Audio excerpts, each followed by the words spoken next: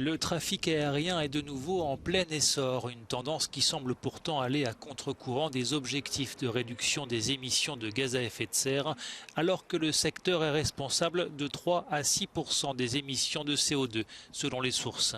Pour l'année 2023, l'Association du transport aérien international table sur 4,3 milliards de passagers, des chiffres proches des niveaux records d'avant pandémie qui avaient cloué au sol les appareils. En 20 ans, le nombre de passagers a été multiplié par 2. ONG et associations environnementales dénoncent le manque d'ambition politique pour réduire le trafic aérien.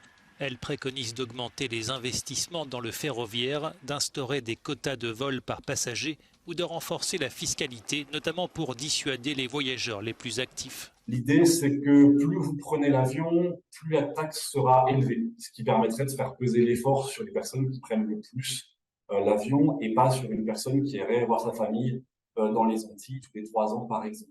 Il y a des personnes qui prennent extrêmement souvent l'avion. Je vous donne un chiffre.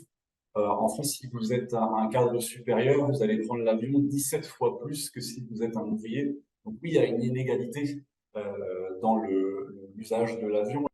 Conscient de son empreinte carbone, le secteur aérien a entrepris sa mue vers la décarbonation. Mais la route s'annonce longue. Parmi les principaux leviers, l'optimisation de la performance des moteurs et une meilleure gestion du trafic. Autre levier, le recours à des carburants issus de sources non fossiles comme la biomasse, les algues, les déchets agricoles ou alimentaires.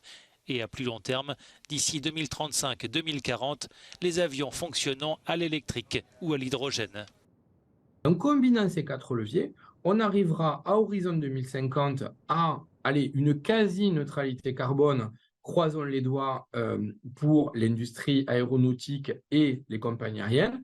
Il restera toujours une partie d'émissions qu'on va qualifier de marginales, qu'il faudra certainement arriver à effacer, si je puis dire, grâce à des technologies qu'on appelle Direct Air Capture, qui consistent, grosso modo, à aller chercher le carbone directement dans l'air avec d'énormes séchoirs à cheveux, si vous voulez une image qui marque un peu tout le monde, pour venir extraire ce carbone et pourquoi pas le recycler en carburant pour l'industrie aéronautique au final.